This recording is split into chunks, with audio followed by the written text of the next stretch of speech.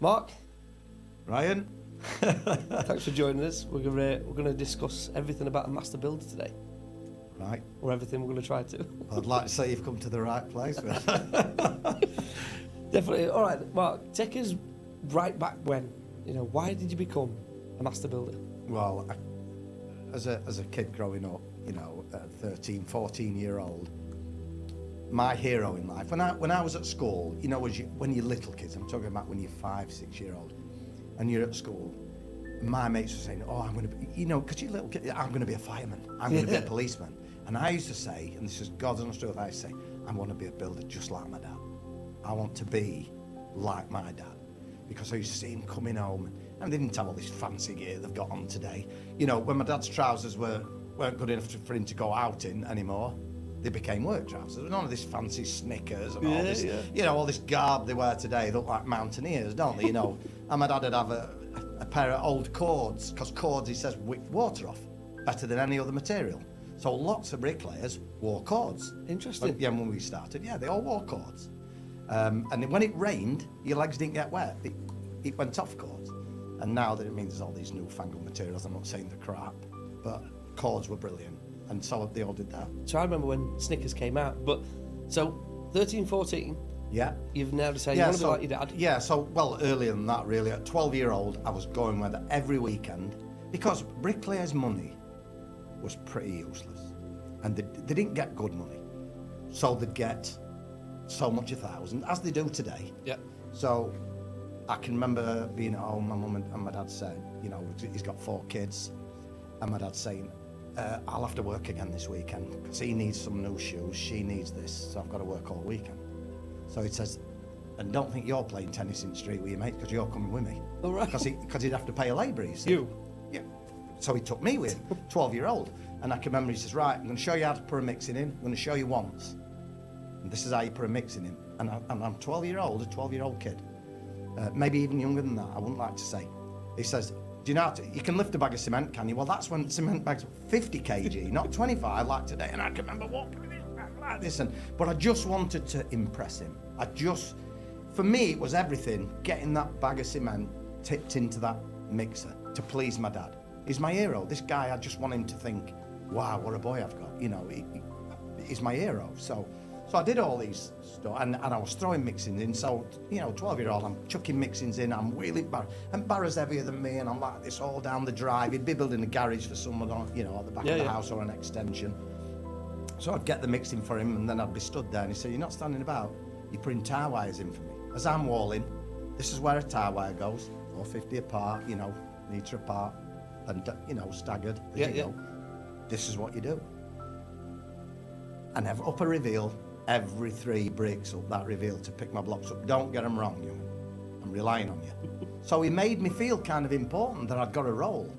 He didn't make me feel like he was creating a job for me. He made me feel like I was important, and I'm thinking, so the more I did the towers, and then the next thing you see, he's saying to me, right, so I can get complete, do you think you could handle jointing? Do you think you can join it? Right, I want you to. He says, none of this crap that they're doing today, where they strike all the perps first and then go along and strike your bed joints, because that puts a lip, top and bottom.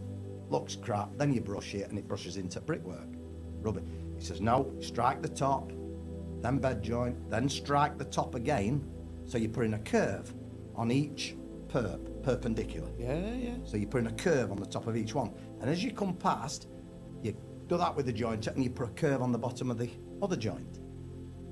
And he said, it looks beautiful. Right, he says, it's going to take some practice, keep doing it. I can always come along and correct what you've done. Did that, so then I was getting where I could join. And so he was kind of teaching me without forcing it down my throat. It was making, I'm thinking, bloody hell. And then he were a proper taskmaster, for me to get a compliment out of my dad, if he ever said to me, you've done a really good job of that, and that'd stay with me for days. I'd be at school the week after, and it'd be on my mind. My dad thinks I'm great at pointing, and because I wanted to be like him, and as good as him, because everybody used to say to me, you're coming into building trade, are you? And do you think you'll ever be as good as your dad? Do you think you'll ever be as good as your dad? And I always just think, oh God, I hope so, because I want to be him. I used to see him come home in summer, just a pair, none of this health and safety stuff, never wore a helmet and anything. He'd have a vest on and some shorts. They'd burnt to cinders, you know. Today they'd make you wear sun cream or burnt cinder, and he'd come walking down the path on a night, and I'd look at him and I'd think, oh, my hero. Just walking down path, and I'd come and grab his snap bag for him, you know, and say, I'll carry that in, Dad, you know. And I just wanted to be him. But he says, I don't want you to be me, I want you to be better than me. I want you to be able to do with a brick what I can only imagine. And he was good. He was really, really good. Was he the best? Yeah, everybody used to say to me, you know, your dad's the best. So my biggest worry that maybe I won't ever get to his standard, but then we just worked together. I left school at 15. So as I left school, it's where my birthday had fallen. So I was 15 when I left in May, and I wasn't 16 until July 25th. Yeah. So I was 16 then. So I'd done 2 months as a 15-year-old. And I thought, and so I finished school, and it was May. And I said to my dad, right, Dad, that's me, left school. But I can't start work while I'm 16, Dad. And he says, oh, that's what you think, dear. Oh. And that was that. And he didn't say much more. And I remember we finished school on a Wednesday night. And school ended, and I can remember walking along the school wall, giving it all this to the teacher, you know, thinking don't ever have to see you again and all this. And then went to bed that night. My dad never said anything. And I always remember, I mean, I wish he was here. And he came about 5:05 on a Thursday morning. I'd left school on Wednesday night. And he walked into the room, you don't mind me saying this, he says, come on, hand off your cocks and on with your socks. Like that to me, just like that. I said, whoa, Dad, I'm going to have a few days off with my mates. He says, oh, no, you're not, son. Come on, get up. And that was it. Straight into it, and day one. Straight into it. But it was nice. The weather was all right, you know what I mean? I went straight. Yeah. But, well, go on, yeah, so straight into it. You've left school, right? Yeah. And then the very next day next day, you're coming to work on a building site with me, and you're driving a dumper. I've never driven a dumper before. Hold on a minute, we've gone from pointing straight in. You've straight into all diggers. of a sudden, you're driving a dumper. And then he says, I want you to go over there. I mean, there were no forklifts on the job, anything like that. He says, go over there, and you've got to handball. Because then, in the foundations, there were concrete commons. So if you've got a foundation, 2.1i or 1500i, whatever, it's 2 skins of concrete commons. Yeah. And I can tell you what we got. How much do you think we got to lay 1,000 commons in the foundations? How much do you think we got? I don't answer this question. That's in my time. So, I mean, I'm not a dying old man or anything. I'm still fit, can still lay a lot of bricks. But we got, for concrete commons, £40 1,000. That's 40 quid, 40 quid to lay 1,000. And this is in the trenches. And how long was this taking you? Well, we could lay them faster than you could lay best. But me and my dad would do well over 2,000 commons in the day. But you've still only earned 80 quid. Wow. Tell me quickly about the story. I know this one, but for the listeners that don't know. Yeah. Tell me the little story before we continue about the time you were laying beneath the ground, never to be seen again. Oh, yeah, my dad. Oh, God. Oh, he was such a bastard. Perfectionist. I know why he did it now. At the time, you know, as a child. Because he's still a child really. I respect this. Yes. So we're laying concrete commons as fast as I could go. And I'm still not 16, but he's been teaching me over the years. And I'm going as fast as I can go. But he said, I'm not bothered. If you lay 5 bricks, it takes 2 hours. So then 5 bricks are laid, right? I'm watching him. And he's bringing him down like he wasn't even thinking. He could talk. He was barely even look. You know, he just. And this is your dad. This is my dad. Well, my mum. And I'm thinking, no, I want to be like him. Okay. So I'd not listened to what he said. Take your time, do it perfect. But I'm doing it. I'm laying to line, and I'm watching the other brickies on site. There was some pretty rough bricklayers on there, to be fair. But I'm looking at them, thinking, I'm doing as good as these lads, you know. And so we get so much, and I said, do you want to come and check it, Dad? You know, a bit arrogant. You know, you're at that age, aren't you? God, I'm good. You know, thinking like that, you know. I've met him. And he came along and he said, you think that's all right, dear? And bear in mind, they were all to the line. Perfect. They're not going to be jointed. So, does it really matter? They're going to be below ground. So, would it? He said, so you think that's okay, dear? I said, yeah, I think I've done a pretty good job of that, Dad. He said, well, you want me to tell you what I think about it? And he just walked along, boom, boom, boom, with his foot and kicked the whole wall over. And it was to the line. No, it wouldn't have mattered. Beneath ground. Yeah, below Never to be ground. seen by He man just again. kicked it over. He just kicked the lot over. So I said, I got a strop on. And I said, but it's better than theirs over there. He said, so you want to be as good, you want to be just as good as them, do you? That's going to be your standard, is it? He said, well, it's not good enough for me. And he kicked down. He said, start again. He said, clean all the mortar off, because he'd kicked it over. There's mortar everywhere. Clean the mortar off, get it on your board. That labourer's not bringing you more mortar. You clean that mortar up and knock it up. Get some water, get it knocked up, and do it again. And do it again. And so I did it again, went half the speed, but made a nice job of it. He says, now we're talking. And that's what it was like. But I can remember one day, he's saying, what are you doing with this corner? You know, I'm trying to put this, I'm a kid. I'm trying to put this corner on. He said, what are you doing? What are you doing with that? And I've got my radio blasting. Right, okay. My radio's blasting away, and I couldn't hear what he's saying to me. Oh. And he's saying, have you done your racking? So your racking is, you put a corner up, it's 90 degrees, and your racking is you step brickwork down. Yeah. So you put your level down on angle, you rack it in. Have you done your racking, this and that? And I said, what? And music playing, and he went, switch that fucking rate! And he got his level, and he threw his level, and it speared my radio straight through the speaker. He couldn't have got a better shot. And he absolutely ruined my radio. He says, you cannot do that. And do you know, Ryan, my dad whistled all day while he was working. The happiest man. He doesn't sound happy. I'm probably portraying a bad picture of him, but he's great. It was funny. I've met him, he's great. Yeah, and he's laughing all the time, and he's whistling all the time. But I can remember I started laying bricks at the night, and it got easy. You know, like driving. When you're learning to drive, you can drive. Yeah. You know, you haven't passed your test yet, but you're learning to drive. But you'll know what gear you're in, don't you? Yeah, of course. Whereas when you're confident, you might be in third, second, you're just doing, you're not thinking what gear you're in. Well, I'm still thinking what gear I'm in, if that makes sense. Yeah. So I'm laying bricks there, and he's checking on what I'm doing and all the time. And he's whistling. And he's got radio on, turning on. This is before he spared me radio, I had to get another one, but and he's whistling along to the radio. So I'm finding it easier. So I found myself whistling like my dad. And all of a sudden he stopped whistling. He said, don't whistle. And I said, why? He says, you're not good enough yet. Oh. Yeah, dude. He says, you're not good enough yet. You're not good enough yet. Are we still 15, 16? Yeah, I'm still, that might have been 16 by then. And so... How did that make you feel? It put me in my place. But I think that's what it's needed today. Did you backchat? No.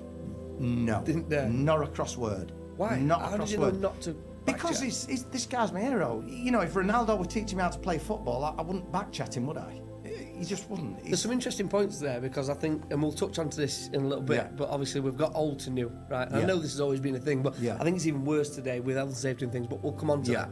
Let's just quickly go backwards. So you've left school pretty early days, you've given the teachers all that. Yeah. What are the teachers kind of, what were you like as a student? Were you a grade A student? Were you sort of middle ground? Were you No, I was in top set for pretty much everything, but I was lazy.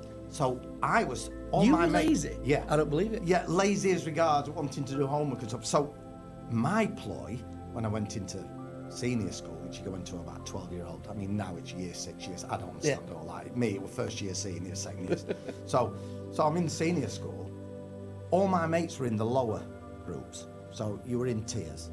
So, I mean, them days you say, oh, you're in Dunce group, and, stuff like that, which you did, and there were banter, but no parents got involved. We just got on with his lives, And I was in top set maths, English, everything, because they obviously saw something in me at junior school, But I thought, no, I'm not good enough for these sets. I'm not good enough. Just that I weren't trying hard enough. But no, I'm not good enough. So I was campaigning from day one to get put into lower sets. I wanted dropping down because I wanted the work to be easier. They were getting easier work than us. We were doing more homework than them. No, I want to be down. And no matter how much I campaigned, they had meetings with Mum and Dad. He is not moving down a set because he's quite capable of doing this. He just wants to be the class clown. Was you the class clown? Yeah, 100%. Okay, so when I look back, but I loved the teachers and I got on with them really well. Oh, okay, fair. But I wasn't a rogue where I was back chatting teachers and everything. I had an English teacher, and she was lovely. Really, was really pretty, to be honest. You know, knew what you like at 14-year-old. So, We all fancy such a a really teacher. pretty English teacher. I also remember Miss Boyd. And she could get the world out of me. I did my homework on time, everything, because I liked her. And I think that's half the thing today. If you like someone and you get someone to like you, people will do anything for Yeah. you. If you instinctively shout at people, Command and control. You get a lot of building. I'm going back to building, but you get a lot of site foremen. Yeah. When I run in sites and stuff, which I've done, I've run some big projects. You got the best out of people by putting your arm around them. You know, saying, "Oh, you mind helping me with this, would you?" Just because I'm oh wow, lads, that is how you hang a door, or that is. You can guarantee they will bend up. People will just do anything for you. Yeah, yeah. You just get them on side. You don't have to stamp your authority. Everybody's aware that you're running the site. You don't need to remind them every day.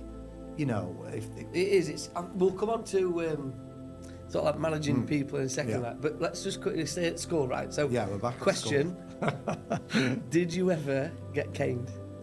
I was the most caned boy at Wilby Carr High School. It's not something I'm proud of, but yeah. I mean, Why? well, silly things. I can remember. You see, what happened when we went to high school? You'd have, I think there was 2 or 3. I think it was Partridge, Hawthorne Junior, and another infant school. I can't remember the name. So you all went up. Well, instantly, because they're from a different school, they're enemies, aren't they? Right? Yeah, yeah. Red bugs, black bugs, you know, wherever. We had names for everyone. Yeah, so yeah. you come up to the school. So first week, you've got to stamp your authority. Yeah. I'm tougher than you. No, but they're guys. Peacock Chester. He's been cock of their school. You know, this cock of this and cock of that, and so I can remember there was a guy, Jimmy Price, they called him, and he'd come from another school, and so we went to urinals, and I don't know what made me do it. Probably shouldn't say this, but he's got his timetable, but we all got issued a timetable. Very, very strict school, Wilby Carr. Yeah. Really, really strict school. I mean, by today's standard, I mean, they caned you for anything. Rude. Oh yeah. Oh God. I saw one of my friends. Do you know them big carpet beaters? Yeah. Yeah, for beating carpets. It's like a wicker type Yeah. thing. The wick. Well, he farted in class, and he took him out. He took him out and stood him at the front. The maths teacher, Beat who the used wind to be out. a Navy commander, he had still that same haircut, like an American flat top. And he bent him over his table and he whacked him with a big carpet smacker in front of the whole class for doing that. Never because he farted again. smelt it. Never heard it, but he smelled it, and he knew it was him at the front. Was that you, Spate? He didn't get a chance to admit it. He was dragged out. He was dragged out and whacked. But it was a strict school. So going back to this Jimmy Price, and so we're at the urinals. Saw his timetable book in his back pocket, so I pulled it out, chucked it into the urinal. So he peed on his own. Oh. So straight away, and he was supposed to be this tough lad. I thought, well, he's not going to tell anybody, is he? You know. So bit of a fight ensued. You know, we did a bit of a scrap. It's a manly thing, isn't it? You know, you're just finding your common ground. Yeah, of course you're all yeah. strangers, and you know, you want Showing him off to to be mates, yeah, you you know, want yeah. him to be top down. I'm showing off. You do. You look back and you cringe, don't Yeah. you? Really? But anyway, he did report me. So I was caned on the second day of senior school. Oh. And you had there was this big Yorkshire guy, and this Yorkshire guy that I'm talking about now, big guy that used to cane us, is going to come into my building story shortly. All right, Before I'm 17-year-old, he comes back into my life. Guess who I'm building a house for? After that? At 17, guess who I'm building a house You're for? joking.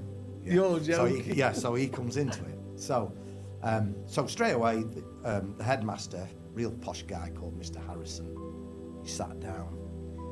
Anyway, you'd sit with him and he'd say, quite being, you know, you do know what's coming, don't you? So I'd never had the cane. But bear in mind, in junior school, we used to get a Dunlop pump. Slipper. Over the knee. And with a big, you know, with green bottom. I always remember Dunlop. They had the green sole, didn't they? A big white pump with green sole. I can't remember. Size No, 10. no. Yeah. Great. Just Size normal. 10. It Normal. had to be, didn't yeah, it? normal plimsoll, but over the knee and whack across your backside. That's junior school. That's junior school. Wow. And you know, today they say you're affected later in life, or you go on to be abusive. No, you don't. You don't. Because it's part of your world. Discipline. If you've got a car today that alone, and say cars today only went 30 mile an hour, Yeah. everybody would be used to going 30 mile an hour, Yeah. wouldn't they? Well, we were used to being caned. It was just the norm. Right, yeah, It yeah. was the norm. Well, it's right and wrong, isn't it? Yeah. So he said, right, you go and sit outside Mr. Howard's office. Well, he's the deputy head. He's the big Yorkshire guy, big, tall, 6-foot Yorkshire guy. It's going. And he had the real broad Yorkshire accent, whereas the headmaster was very, very posh, you know. and Yeah, used to yeah. be- So, but he didn't want to hit you, but he loved to dole it out. He used to say, "You're going to get sick," and he'd say, "Would you like to?" And he'd say to you, "Would you like to ask how many you're going to get?" Oh, today?" you're joking? Oh yeah, and I said, "Well, I'd like to." You know, what are you going for? That sort of thing. So you sat outside on a chair just like this, outside Mr. Howard's office, just sat there. Waiting. And he used to open his door every 20 minutes to see if there's any boys there to cane. Because there was that many got caned. Do you get what I mean? Yeah. So I used to think, oh, I hope he forgets to open the door. I hope he forgets to open this door. All of a sudden he opens the door. Come in. So you went in and you see this desk, right? Well, his desk was twice the width of this. Okay. Across. So he said, right, go and pick your stick. You pick your own. Yeah, you weapon. went. Yeah, there was a filing cabinet in the corner, grey filing cabinet of death. We used to call it. And there was all different sized dowels. You know, your round things, down to very thin dowels, all about 4 or 5 foot long. Right up to like broom handle sized dowel. I'd have picked that one. Yeah. Well, I didn't know that at first, but so I went. I thought, you know, you're a kid. You're only a You kid. don't know, do you? You're 12-year-old. You know. So he went up and then you've got to go, and he said, "Bring it to me." You had to pick it up and put it in his hand. Oh, no, right? that's yeah. brutal, that. Yeah. Put it in his hand, and then you walk to the desk, wider than this, and you had to reach over and get your fingers on the far side of this. Well, that would bring your feet off the floor. ground, yeah. Yeah, because you're reaching that far, so you laid it. And then he'd walk to the door, which would be like the door at back of you there, Ryan. He'd walk to the door, come running forward, like that, and I went, Jesus! Oh my God! And then you think, 4 of them, God Almighty! Oh, that's what the headmaster used to say to you as well. I neglected to say that. The headmaster used to say, "Would you like me to inform your parents? You know about you getting the cane?" They said, "No, sir, no. Don't do that. No, don't do that. No. Leave it here. No, yeah. That's okay then, you know." And that was it. But anyway, so I got my 4, went to toilets. All mates had come out to lesson. Come on, show us. So we all went to the toilet, and I dropped my pants, and just like blue. Oh. You know, I mean, it's blue come purple stripes across your backside, but they weren't just stripes; they stood up. Yeah. You know, like if you bang your head, you get a lump. Yeah, lump, yeah. Well, the lump was the line, and it was purple where it hit your backside. But within 2 or 3 days, I was getting it again for something stupid. I'd barely healed from one, and I was getting another, but really stupid things. Playing noughts and crosses on your ass. And then it got to a stage then where I had some friends and the mates at school and said, "Oh, what's it like this game?" I said, "It is." I said, "Don't pick that thin one. Don't pick that thin one. Go for a thick one. I'm sure it'd be better." So my mate went and he tried putting his timetable down his pants. Oh, he didn't. So when he was fully stretched over, there's the shape of a timetable book stuck out his trousers. So he got caned. But anyway, he really hated it. But there were times when there were 4 of us stood out there waiting for cane. So Giggling. I'm laughing. I've had it 4 or 5 times at this point, and I'm laughing, and they're all terrified, and they're all pretending my mates are all pretending they're really tough, and they're going, "No." And I'm saying, so I'm laughing like you are, and I'm saying, "God, it hurts. God, it hurts." And it got to the stage at times, I got some mates, and they'd get caught doing something, writing in someone's book, or putting, you know what you'd write, you'd write stuff in girls' book, back of girls' books, you know, "Nice pair," or whatever you write, Yeah, you know, whatever. Kids being kids. Kids being kids. Oh, that's a cane. Chewing gum in class. Lift your tongue. So you lift your tongue. And you're trying to everywhere. Lift your tongue, cane. Go and see Mr. Harrison. Cane.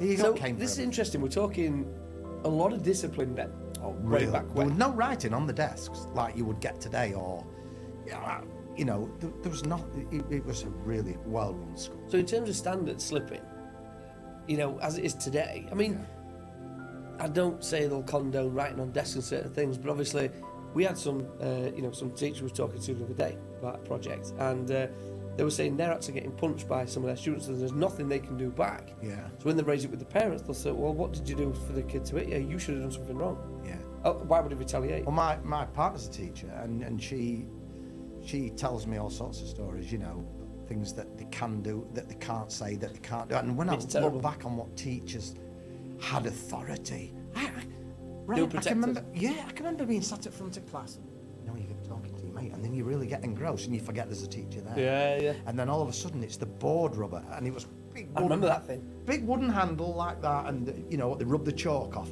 and it was thrown at you. I mean, proper thrown, and it hit me. Oh God, it hit me on the head. But I can remember Mr. Wilton it was called Mr. Wilton, really strict guy. And I was in history, rabbiting away. I'm at the front. They always used to sit me at the front because they could keep their eye on me. And I can remember chatting away. And what he did, he got all classes' attention. So I didn't realise it had all gone quiet around me. And I was we're laughing away. And he got the meter ruler, those big meter ruler. He got it stood in his hand like that for class, and they're all geeing him on. I didn't know all this. And he just pushed the top of it like that, so it rocked off his hand, and the corner of it smacked me straight in the middle of my head. Cut my head. My head was bleeding here. And then he didn't just leave it at that, then he dragged me out. Get out. Wow. Down to Mr. Howard. Discipline. So that's painted quite a bit of a decent picture. Do you regret any of that? No. Condone it? No. And it's not affected me later on in life. It was part of my life, but the same teachers, I loved them all. They were great. Where did this come in? What fantastic was this like teachers. I'm off, see you later, bye? Yeah, well... Were it reference to anyone? Yeah, it was the headmaster. Was it? Yeah, I was. There was What's a his wall, name? Mr. Harrison. Mr. Yeah. Harrison, it's for So you. I climbed onto this school wall. A couple of my mates as well, because we did things like, I can remember walking along the corridor, and a good pal of mine called Gary Russell, walking along the corridor, and he said to me, "Do you think when you break that glass, alarm really does go off?" You did. I said, You did. I said, I don't know. He said, I reckon you would. I said, well, let's try it. And I just went like that, and the glass just shattered. All these alarms are going off. Well, you didn't have to be brains of Britain. There's only me and him running down the corridors. So obviously we got caned for that, but we got pulled out for that, and all the school came out, and we'd got this thing because the fire alarms had gone off, and Well, it was just mad. So you've left school, right? What was the perception of teachers of you? Were you a down and outer? Were you actually quite a high prosperous they thought student? of me. Well, one teacher said I was a bit of a rogue, but like a kind of a likable. I wasn't a nasty person. No, we just. I was just like a to have a proper laugh. lad. I mean, the sports teachers I got on fantastic with. We had an ex-rugby player who played for Castleford. Absolutely, Mr. Ross. He took me on camping holidays, and he'd have me by his side all the time because I was a bit of a joker and everything, and he loved to joke. Very strict though. I can remember doing cross country, and we took a shortcut and went in the woods and sat smoking, and then joined the front of the race, me and my mate, and we came. I mean, if we'd have just gone into the pack, but the guys that win every race, the 400 or 500 yards, and when we finished Sandalbeat Wood, you'll know Sandalbeat Wood. Yeah, I know it very well. So we had to run through the dikes then. Yeah, you I run through the dikes, and all your legs at the top. Yeah. Oh my God, and your legs are rubbing. Well, we just came out of the wood where we called it the swamp part, and we're in there smoking six, me and my mate, and we're having a fag and a good laugh, and there's three of us. Still brand new in your whites. and barely any mud on us, and what we didn't realise is there were teachers at set points along route that were checking your pass.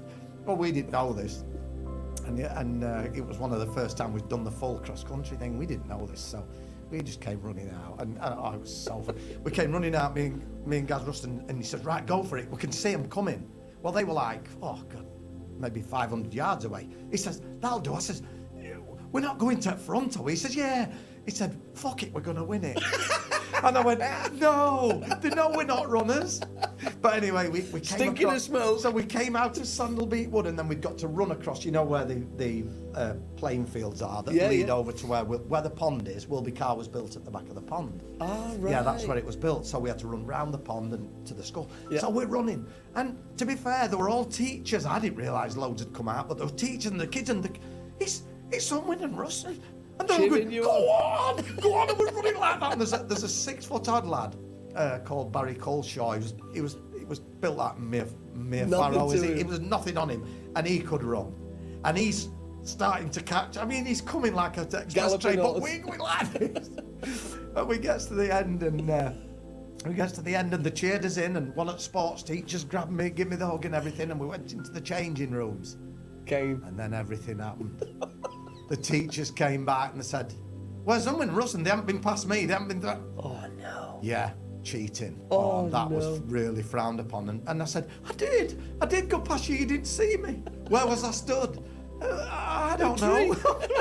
I don't know. So, and I can remember Mr. Ross coming in because he liked us, because we played rugby and we played football, me and Gaz Russell. He was so disappointed in us. He came in, Mr. Ross, and he picked me. I can remember him picking me up. And where we sat, there was like wooden benches, and you had like a meshing behind you, and then you had a wooden bench, so you sat back to back against the meshing. I can remember him lifting me off my feet and throwing me against this mesh. I mean, literally picking me up and throwing me against it, and I dropped back onto the seat, and he picked me up again and threw me at it again. Big rugby player. Oh my God, they were brutal, because we cheated. And then it was Kane after that, again. So the moral of the story: don't cheat. Yeah, don't cheat.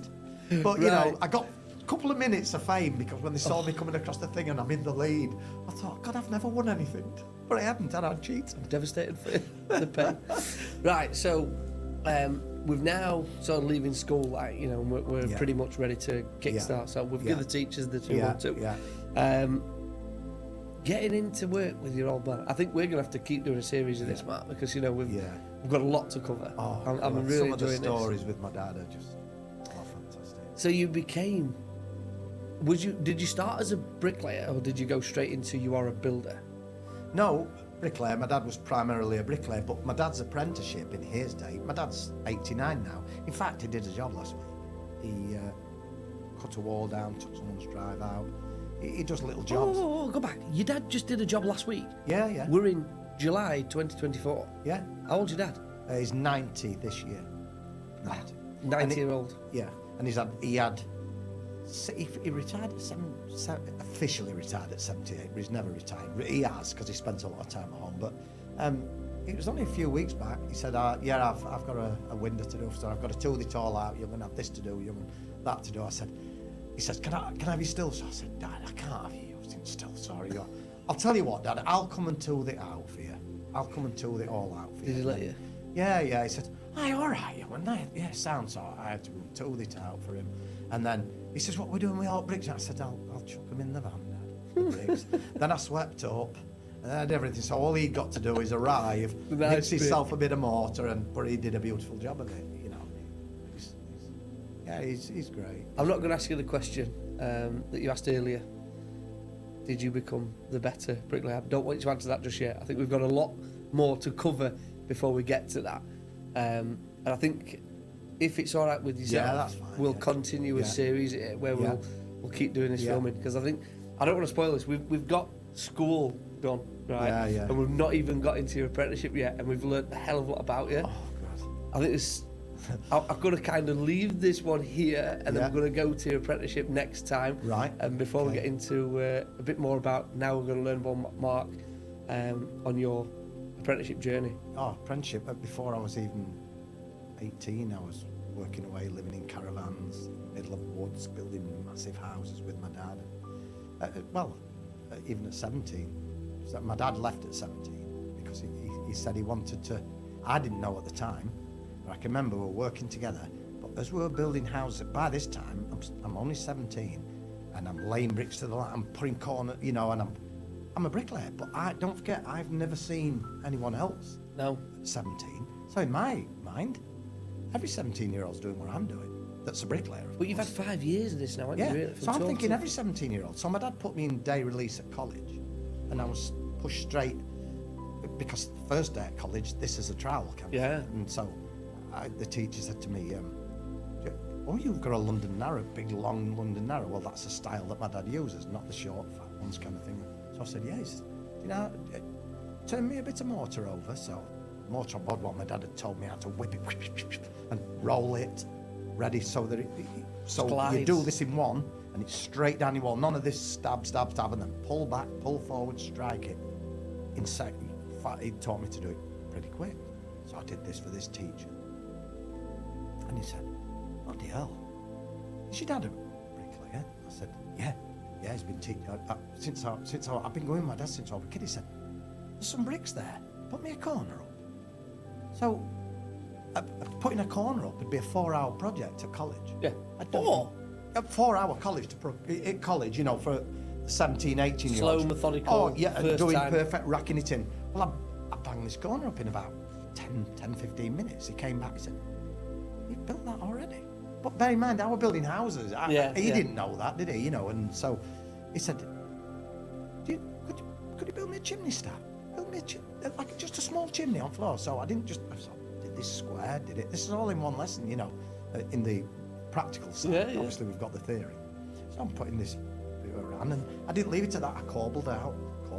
Yeah, because I built them with my dad. Yeah. And did it, and he said, fucking hell. What are you doing here? He said, we need to put you. So I went with the lads in the very last year. I was 16 and went with the lads who were finishing, and went, and they had us, but then it was proper college. They had us building herringbone panel, you know, taught how to build. I already knew because my dad had taught me, but the teacher was asking me to show the lads, Mark, how you set an herringbone panel out. But I'm not special. It's just that I got my dad that.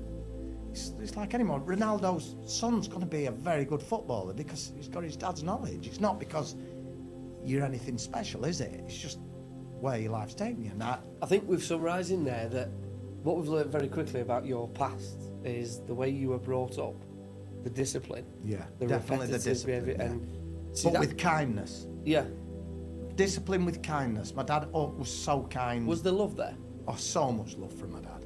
But the thing with my dad, I can remember... Was it hard love or was it... Yeah, no, because I think on a week, we wouldn't cross my dad. And if we came home from school, I've always been up to something.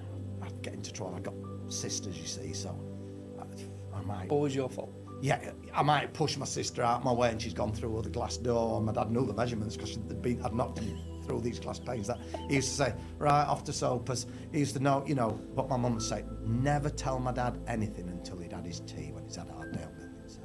So all the bad news, we'll wait while he's had his tea, he's read his paper and he's all calm. Not a minute. And then mum said, Derek, I've something to tell you. Now today, our Mark, he says, what's he doing now? So it'd be that kind of thing. But no, I didn't send you to your room or anything like that, or nothing like that. But just a good talking. It were enough because you loved him, you respected him, and I think that's what's gone today. The kids know more than the parents all think they do. They just do, and I always say to people, I don't feel like I fit in anymore because all that's happening around me, and I hear this disrespect, and I can't kind of grasp it. I can't think. This guy is your parent, is your dad. He's the only one that'll back you to the end. Is your dad. He loves you. But you want to war with your dad. Why would you want to war with your dad? You know, he loves and respects you. He'll go to the end of the earth for you. You know, he'll do all these things. A parent should. Because you've got that. So how could you ever disrespect your parent by or ever say anything bad to him? I've never, ever, God's honest truth, had a wrong word with my mum. Never. I have never, ever said a wrong thing. Not, or no, or nothing to my mum.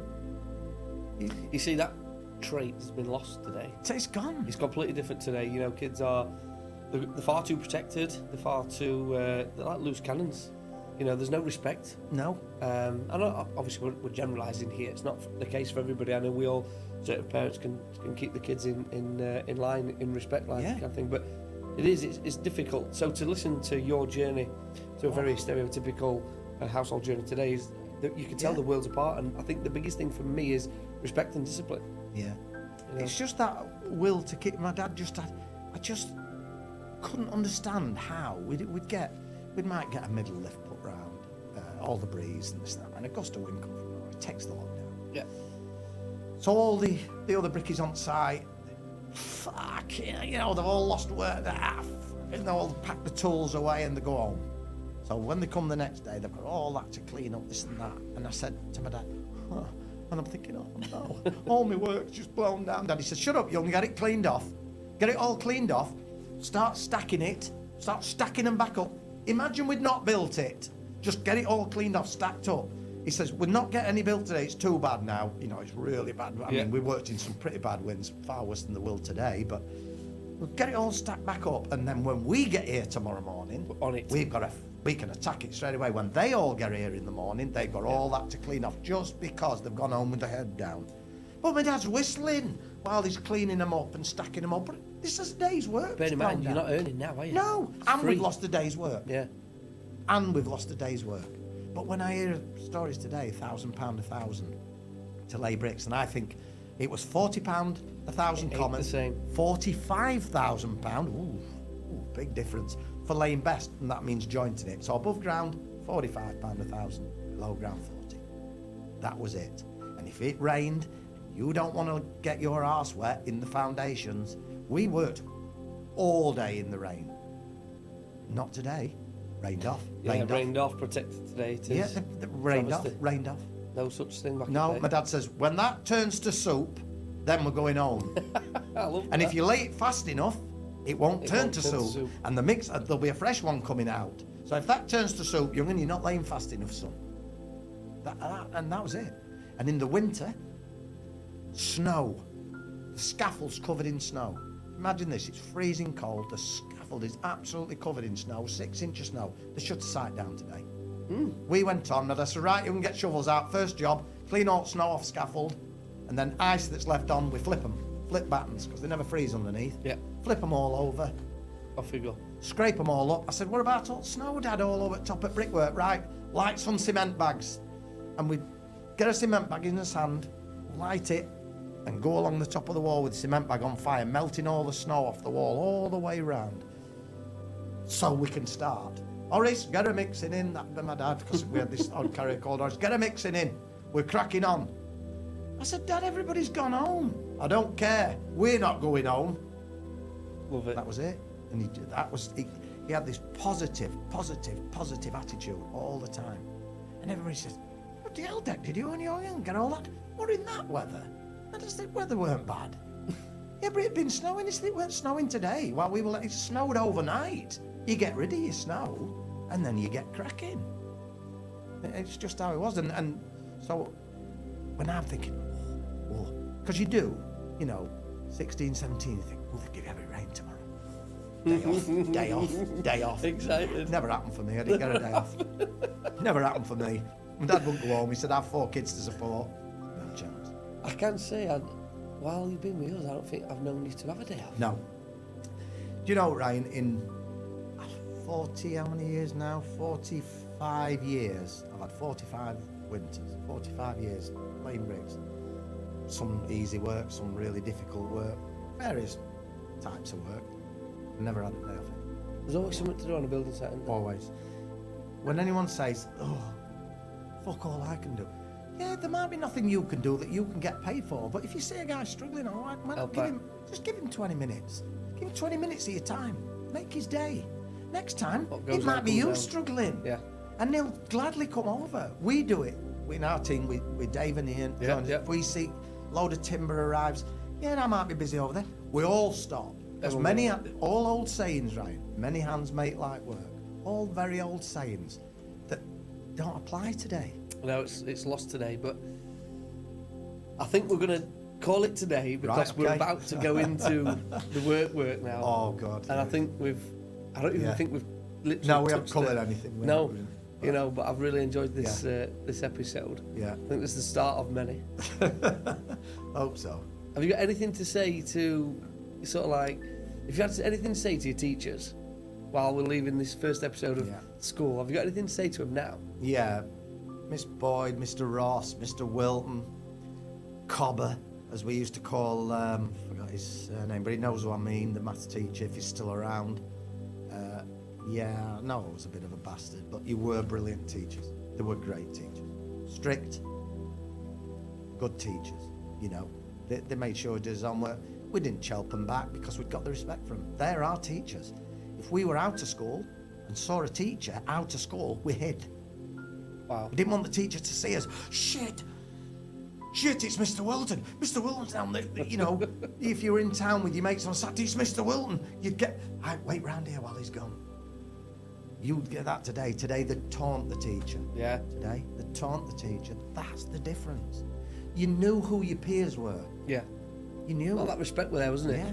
A foreman could walk across site and give you the biggest, which I got plenty, you know, give you the biggest bollocking and this and that. You didn't respond. Yeah. Apologise. Yeah, I understand. Yeah. But same foreman, next thing, he'd be saying, "Go on, young'un, come and get a drink." There's no, you didn't hold a grudge. There's none of this personality thing where they walk around with face on. There's always something to prove now, there's a point to prove. But, you know, so. Brilliant. Well, listen, Mark, I've really enjoyed this this first episode. Yeah, I'm sure it's good to talk about. You never get a chance to really. Well, I'm grateful for these conversations. Yeah. I'm really looking forward to ones coming. Yeah, there's some good ones. Thanks for that, Ryan. Thank you. Yeah, you're welcome.